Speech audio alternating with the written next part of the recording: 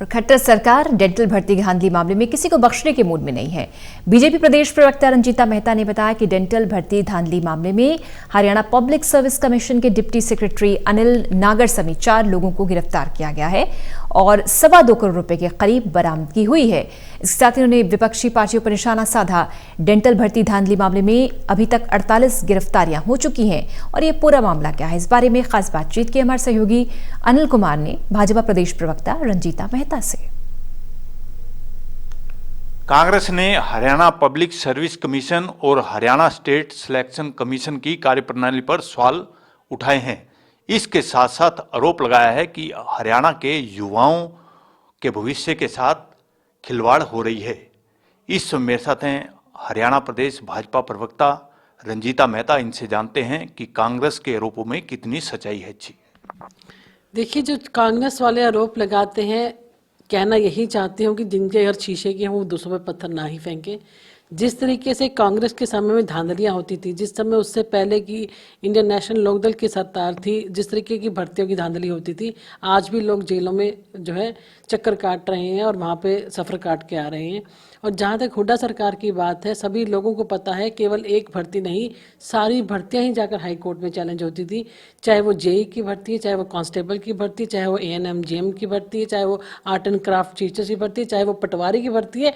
कौन सी भर्ती है जो आपकी चैलेंज नहीं हुई? आप किस तरीके से धांधलियाँ वहाँ पर रैकेट चलाते थे, किस तरीके से आप बाद में अपनी स्कीम्स में अपने ही आपकी चैलेंज करके उसको चेंज कर देते थे, इंटरव्यू के नंबर 25 से 30 कर देते थे, बिकॉज आप अपने भाई भतीजावादों को जो है एडमिशन देते थे और उनकी भर्तियां करते थे। तो निश्चित तौर पे बहुत बड़ा धांधली का रैकेट था जो आकर नेक्सस आज बीजेपी ने आके तोड़ने का काम किया है।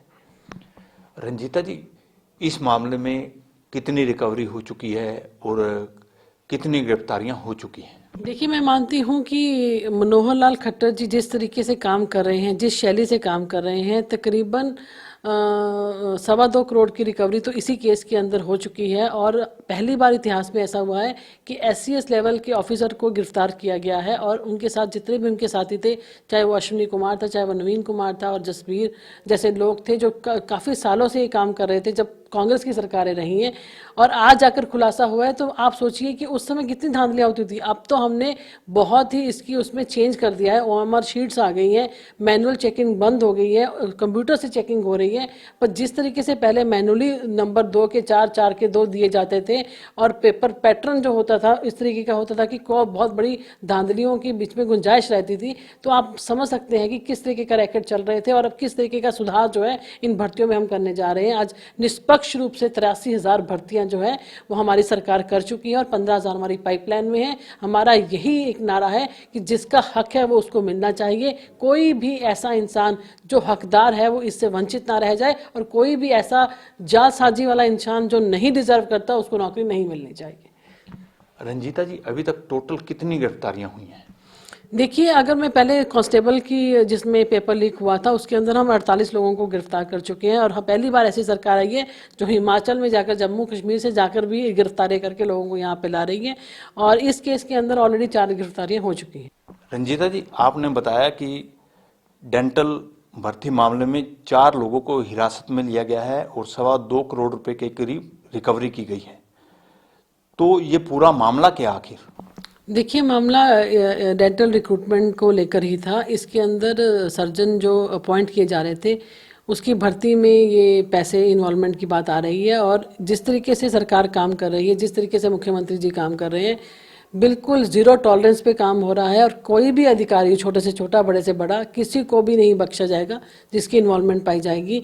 और जो काबिल ऑफिसर सत्यजीत कपूर हैं वो इसकी जांच कर रहे हैं। पहले भी उन्होंने बिजली विभाग के अंदर बहुत ही ऐतिहासिक काम करके दिखाया, उन्होंने लाइन लॉस बहुत कम करके दिखाई, जिसके बाद उनको इस डिपार्टमेंट में शिफ्ट किया गया। और मैं मानती हूँ कि जिस तरीके से निष्पक्ष रूप से सरकार काम कर रही है, पहली बार ऐसा हुआ है कि जो लोग ओएमआर शीट्स को खाली रखते थे, इस तरीके का रैकेट चलाकर धांधलियाँ करके रिक्रूटमेंट करते थे, पहली बार हमने उनके नाम सार्वजनिक करने का काम किया है। पहली बार हमने उसको पोर्टल पे डाला है ताकि ऐसे लोग ना केवल इस एग्जाम में बल्कि ब्लैक लिस्टेड होकर किसी भी एग्जाम में अपीयर नहीं हो सकते। कम से कम उससे बाकी लोगों को एक मैसेज मिलता है कि वो इस तरीके के कामों में इन्वॉल्वमेंट ना हो और जिस तरीके के काम पहले की पूर्ववर्ती सरकारें कर रही थी उस पर रोक लगाने का काम जो है वो हमारी सरकार करने जा रही है और निष्पक्ष निष्पक्ष रूप से जो 15,000 भर्तियां अभी पेंडेंसी में है उनको एक एक करके भरा जाएगा और किसी को भी नहीं बख्शा जाएगा। और पहली बार इतिहास में यह हुआ है कि एग्रीकल्चर डिपार्टमेंट में भी, अगर मैं इतिहास में बात करती हूँ, कभी 145 रिक्रूटमेंट, कभी 48 रिक्रूटमेंट, 500 भर्तियां हम केवल एडीओ लेवल पे करने जा रहे हैं और उसी के अंदर 36 हम एसडीओ भी रिक्रूट करने जा रहे हैं। उनकी रिक्रूटमेंट को लेकर भी बड़ी निष्पक्ष रूप से जो है काम किया जाएगा। और पहली बार एडीओ के नीचे 350 लड़के ग्रेजुएट जो थे उनको भी लगाया गया है, जो छोटी मोटी चूक की वजह से एग्जाम में फेल हो जाते थे या नहीं अपीयर हो पाते थे या नहीं दे पाते थे या उनके कम मार्क्स रह जाते थे, उनको भी सरकार नौकरी देने का काम कर रही है। ये थी मेरे साथ भाजपा प्रदेश प्रवक्ता रंजीता मेहता। इन्होंने बताया डेंटल सर्जन भर्ती मामले में 4 गिरफ्तारियां की गई हैं। इसके साथ साथ 2.25 करोड़ रुपए के करीब रिकवर भी किया है। वहीं इन्होंने स्पष्ट कर दिया कि इस मामले में किसी को भी बख्शा नहीं जाएगा, चाहे कितना भी बड़ा अधिकारी क्यों ना हो। Anil Kumar, total news, Chandigarh.